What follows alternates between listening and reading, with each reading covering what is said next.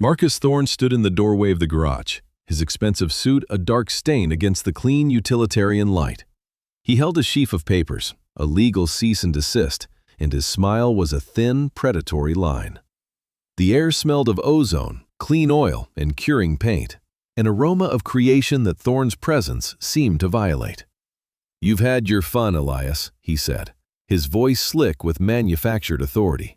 "But the joke is over. These assets belong to Vance Automotive Group. You will cease all activity related to their sale, or I will bury you in litigation so deep your daughter will be paying it off." Elias did not look up from the torque wrench in his hand. He was calibrating the final lug nut on the polished wheel of a silver Pagani Huayra, its carbon fiber body gleaming under the fluorescent lamps. He turned the wrench until it gave a precise, satisfying click. He placed the tool carefully on a felt-lined tray. Only then did he turn, his hands clean, his expression unreadable. He did not speak. He simply met Thorne's gaze. In that silence, Thorne saw not fear, but a quiet, unassailable confidence. It was the look of a man who had already measured every variable, calculated every outcome, and found the world wanting, not himself. The smile on Thorne's face tightened. If you have ever poured your soul into your work, only to have someone with more power than integrity try to steal it from you. If you have ever believed that quiet competence should triumph over loud arrogance, then stay with this one until the end. 46 days earlier, the world had been quiet. Elias Vance, no relation to the automotive group, a cosmic irony he rarely considered, lived a life of meticulous order.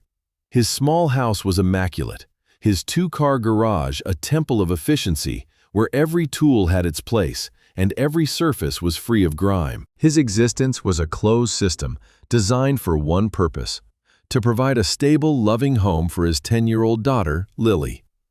They had a routine. He would wake at 5, preparing her lunch before she stirred. They would eat breakfast together, a silent communion of toast and orange juice before he walked her to the school bus stop at the end of their quiet suburban street. Then his day would begin. He was a freelance master diagnostician and mechanic, a ghost in the machine for high-end garages that encountered problems their own technicians could not solve. He worked from his own garage, a solitary craftsman in an age of corporate service centers. His reputation was whispered among those who knew. He did not advertise. He did not have a website. A phone call was made, a car was delivered on a flatbed, and a few days later it was returned in perfect working order with a simple, itemized invoice. He fixed the unfixable. He saw the patterns others missed. He understood the language of metal and electricity in a way that felt more like intuition than training. The problem began, as it often did, with a mistake made by someone else. A brand new McLaren Artura had been brought to him from the regional flagship dealership, Vance Automotive Group of Northwood. It had an intermittent power failure that 3 of their own master techs had failed to diagnose over 6 weeks. The owner was furious, and the dealership, run by its star manager Marcus Thorne, was on the verge of a lawsuit. Elias found the problem in 11 minutes. A single pin in a wiring harness connector, pushed back by less than a millimeter during assembly at the factory, was failing to make a secure connection under thermal expansion. It was an infinitesimal flaw, a needle in a haystack of complex systems. He documented it with a macro photograph, reseated the pin, and sent the car back with an invoice for 1 hour of labor. He thought nothing more of it. It was a job. A week later, he received a call from Thorne himself. The man's voice was like honey laced with venom. He praised Elias's work, calling it truly remarkable, before casually mentioning that the official report filed with McLaren Corporate would list the repair as having been performed in-house by his own team. It was better for the dealership's metrics, he explained, a matter of appearances. "I need a copy of my report for my own records," Elias stated simply. He did not care about credit, but he cared about the integrity of his work log. It was a matter of principle. Thorne's tone chilled. "That won't be necessary. We've handled the documentation. Think of it as a favor. We'll be sure to send more work your way." "I didn't do it as a favor," Elias said, his voice flat. "I did it as a job. My report is part of my work. It validates the invoice." A beat of silence. Then Thorne laughed, a short, barking sound of disbelief. "Are you serious? It's a piece of paper. We paid your invoice. The transaction is complete. Don't create waves where there's calm water, pal." Elias did not argue further. He did not raise his voice. He simply said, "Send me a copy of my report." Then he hung up. It was a small act of defiance, a door left slightly ajar in a locked house. He was asserting a fact. His work was his own. To Thorne, it was an insult, a challenge to his authority from a grease monkey working out of his suburban garage. The arrogance was astounding. Thorne, who managed a multi-million-dollar facility, was being dictated to by a man who charged by the hour. The response came not with a letter or a phone call, but with the low growl of diesel engines in the dead of night. At 3 in the morning, Elias was woken by the hiss of air brakes. He went to his window and saw them. A fleet of flatbed tow trucks, their logos crudely taped over, were lined up down his street. Under the sickly orange glow of the streetlights, they began to unload their cargo. One by one, they tilted their beds, and the ruinous hulks of automotive greatness slid onto his lawn. A Ferrari 812 Superfast with its front end sheared off. A Lamborghini Aventador, blackened by fire, its iconic scissor doors melted into slag. A Porsche 911 GT3 RS, bent in the middle like a folded playing card. A McLaren 720S, its body panel stripped, leaving a naked carbon tub. There were 20 of them. 20 dead supercars, a graveyard of engineering masterpieces, dumped unceremoniously on his manicured grass. They crushed his daughter's small flower garden. One truck, in a final act of spite, backed over his mailbox before speeding off into the darkness. He stood at the window for a long time, watching as the last truck disappeared. The silence that returned was heavier than before, filled with the presence of 20 tons of twisted metal and shattered dreams. He felt a cold, quiet anger settle in his chest. This was not a prank. It was a message. It was a display of power, a way of saying, "We can ruin your small, orderly world whenever we choose, and there is nothing you can do about it." He looked at the digital clock on his nightstand. 3:47 a.m. He had to be up in an hour and 13 minutes to make Lily's lunch. He did not call the police. He knew it would be useless. The trucks were anonymous, the drivers paid in cash. Thorne would have layers of plausible deniability. A complaint would be filed, an investigation would go nowhere, and he would be left with a junkyard on his lawn and a citation from the city for violating local ordinances. That was the trap Thorne had laid. Elias went back to bed, but he did not sleep. He lay there, listening to the house settle, and he began to rearrange the furniture in his mind. He was not a victim, he was a diagnostician, and this was just a new kind of problem to solve.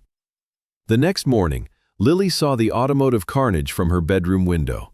She came downstairs, her eyes wide. "Dad? What happened?" Elias was already at the stove, making pancakes as if it were any other Tuesday. "A man made a mistake, sweetie. He left some of his things in our yard."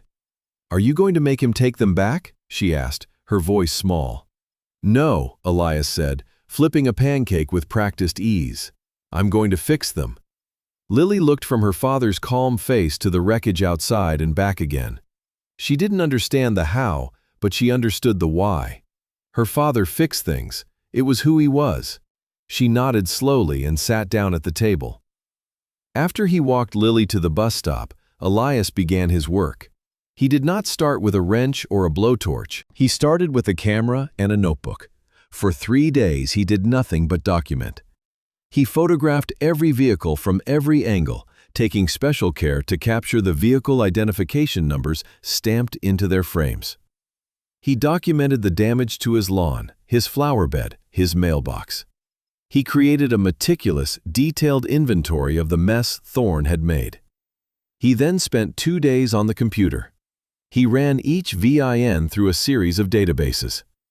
Most were registered to insurance companies, officially declared total losses. They had been sold for salvage to a network of shell companies.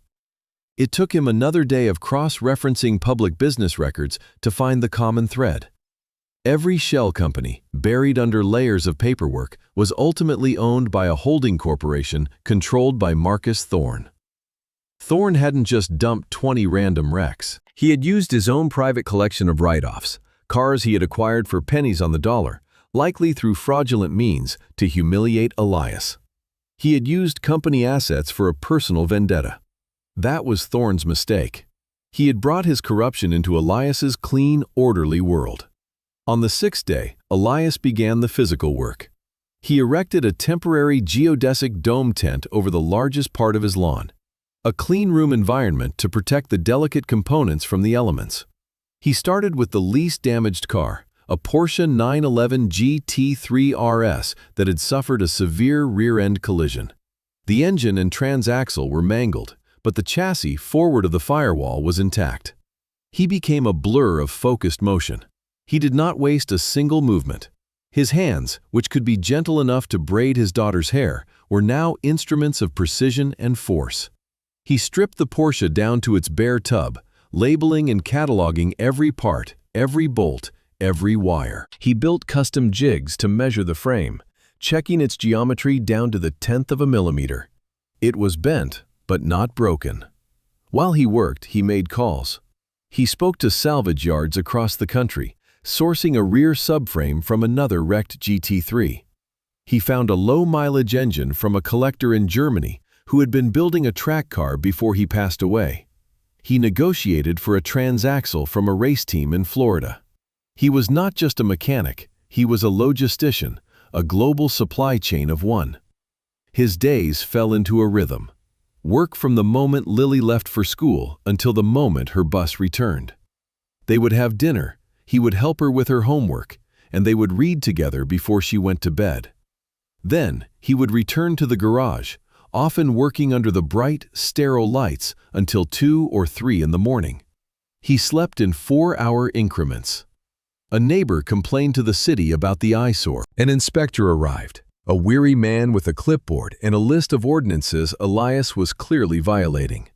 Elias met him at the door, handed him a file folder containing copies of the photographs, the VIN reports linking the cars to Thorne, and a pre-written letter from a lawyer Elias had retained, explaining that the vehicles were evidence in a pending civil suit for illegal dumping and property damage. The inspector read the letter, looked at the cars, looked at Elias's calm, prepared face, and slowly nodded. "Just try to keep the noise down," he said, getting back in his car. Meanwhile, 100 miles away, in a glass tower in the city, Isabel Vance was having a very bad day. As CEO of the Vance Automotive Group, a company her father had built from a single dealership into a luxury empire, she was accustomed to problems. But the report on her desk was different.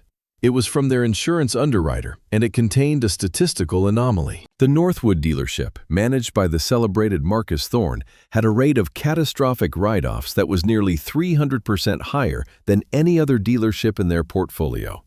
Thorne had always explained it away as a consequence of their high volume and the exotic nature of their inventory. He was a star performer, his dealership the most profitable in the group, so his explanations had always been accepted. But the underwriter was now flagging the claims as suspicious. The numbers didn't just suggest bad luck, they suggested a pattern of fraud. Isabel leaned back in her chair. She remembered her father, Arthur Vance, a man who could diagnose an engine knock from 50 paces and whose hands were never truly clean of grease, even when he wore a suit. He had one rule: the metal doesn't lie. People lied. Spreadsheets lied. The metal, the engineering, the physical reality of the machine, that was the truth. She pulled up Thorne's personnel file. Impeccable record, glowing reviews, a master of sales, of customer relations, of turning red ink to black. But there was a note, entered 5 years ago by her father himself, shortly before he retired. It was short and cryptic. Thorne sells the reflection, not the car. She had never understood what he meant. Until now. David Chen, a parts specialist who had worked with Elias for years, showed up one Saturday with 2 large pizzas and a case of energy drinks. He was one of the few people Elias trusted implicitly.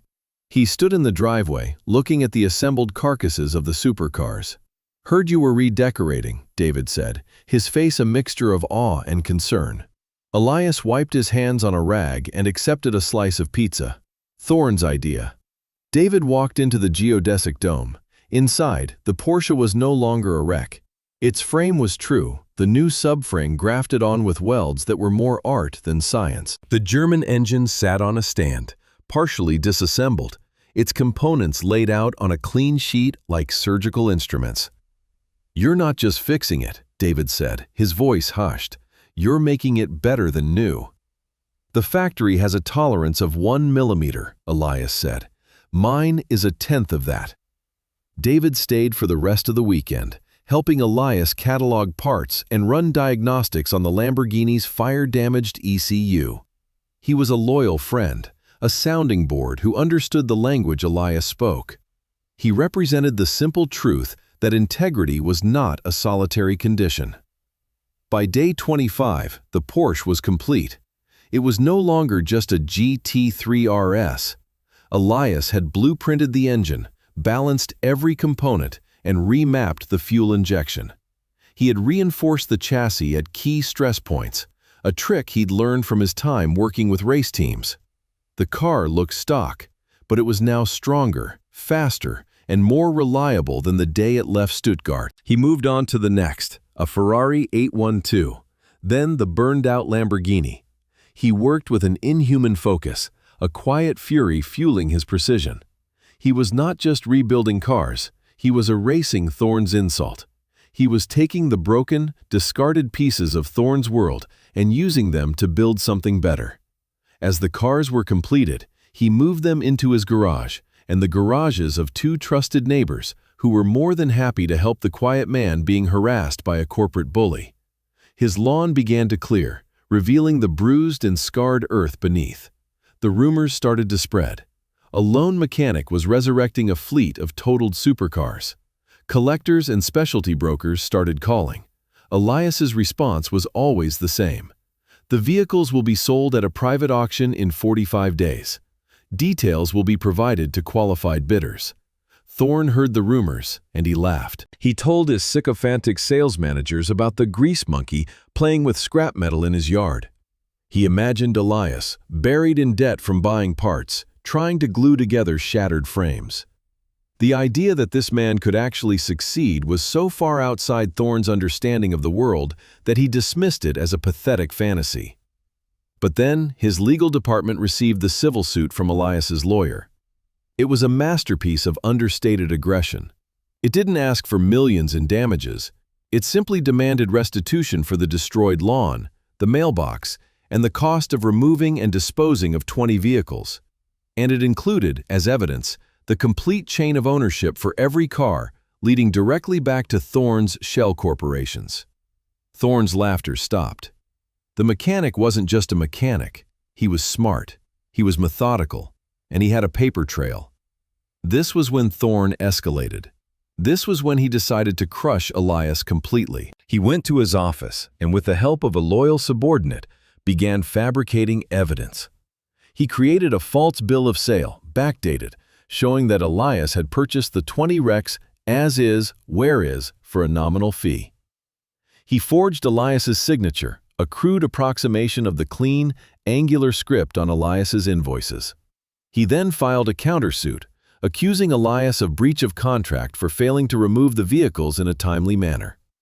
To complete the frame-up, he filed a report with the state police, alleging that Elias was operating an unlicensed chop shop and was trafficking in stolen parts, using the sourced components from Germany and Florida as his proof.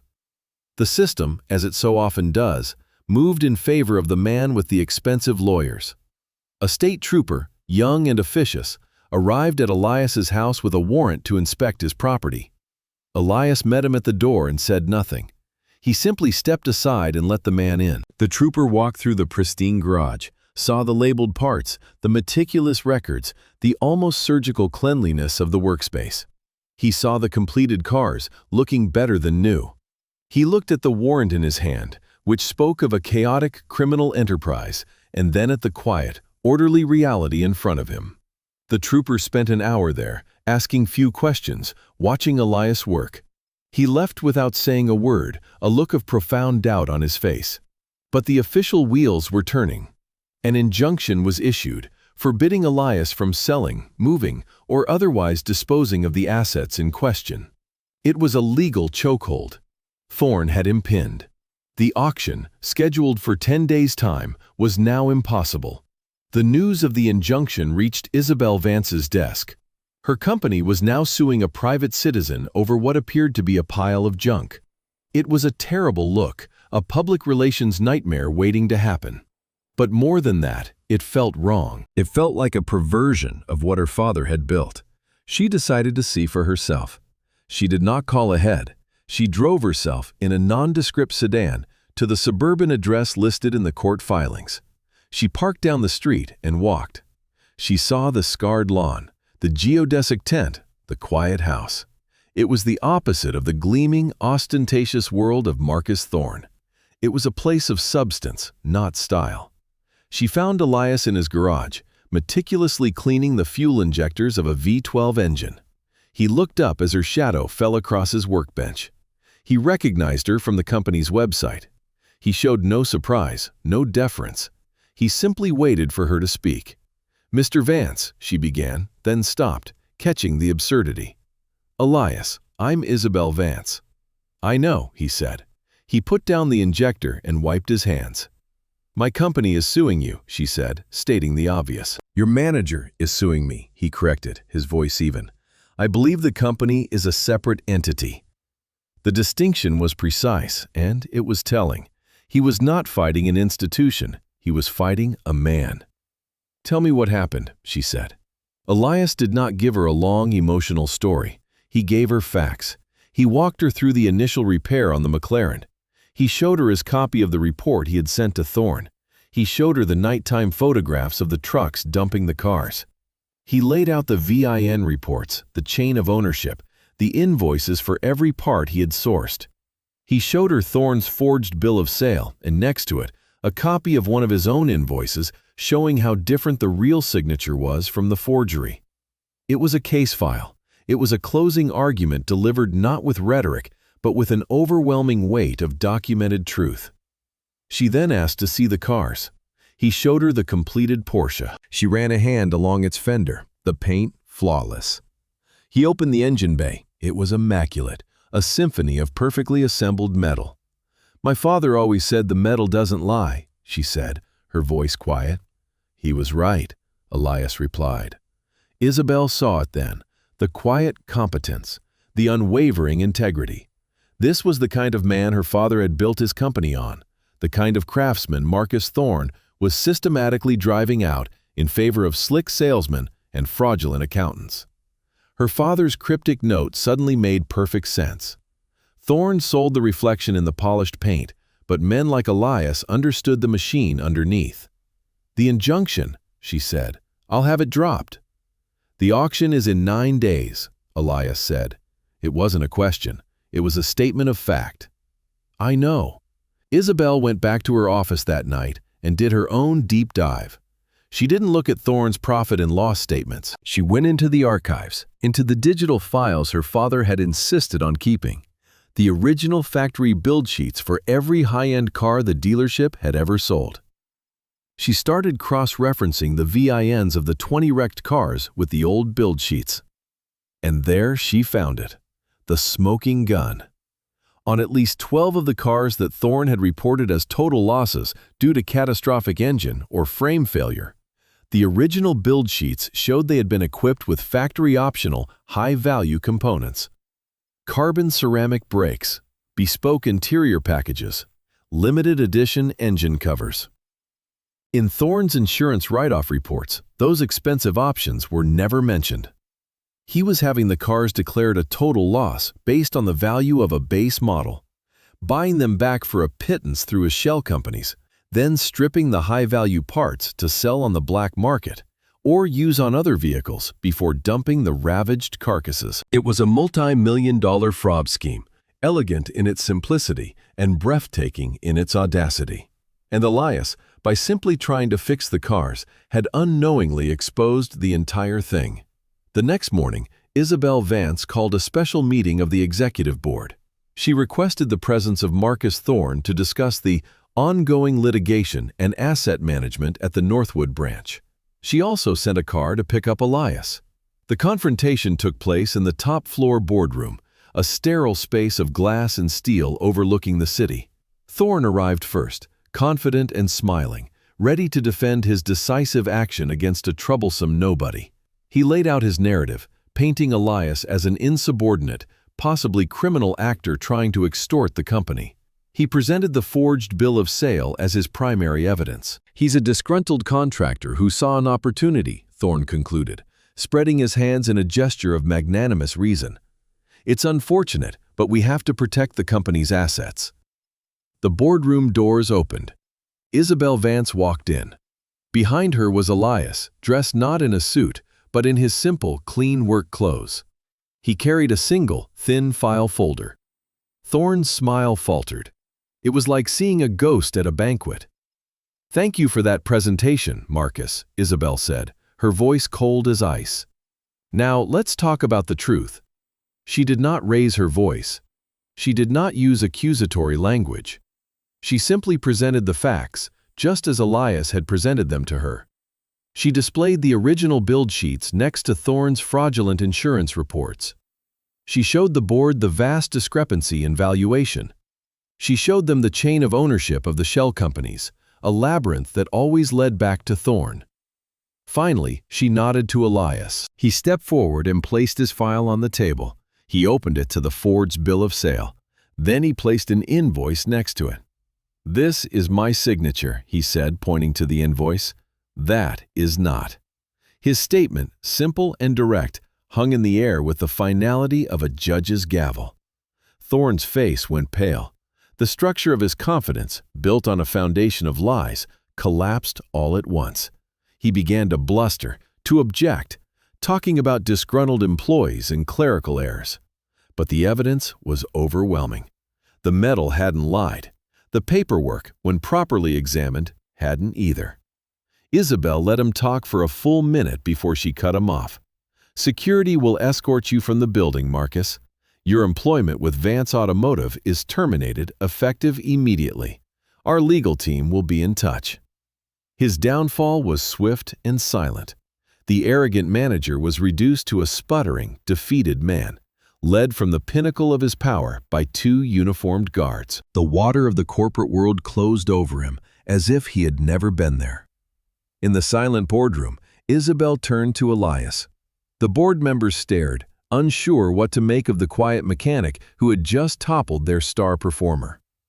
"The injunction is lifted," Isabel said. "Your auction can proceed, and the company officially apologizes for the damage to your property.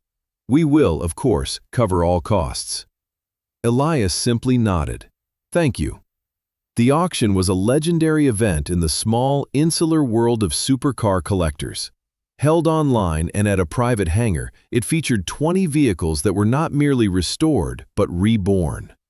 Elias had prepared a small booklet for each car, detailing every step of its reconstruction with photos and technical specifications. It was a testament to absolute transparency. The bidding was furious.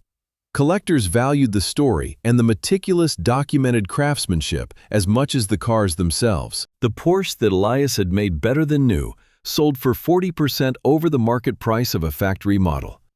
The fire-damaged Lamborghini, now a bespoke masterpiece, fetched nearly double its original sticker price.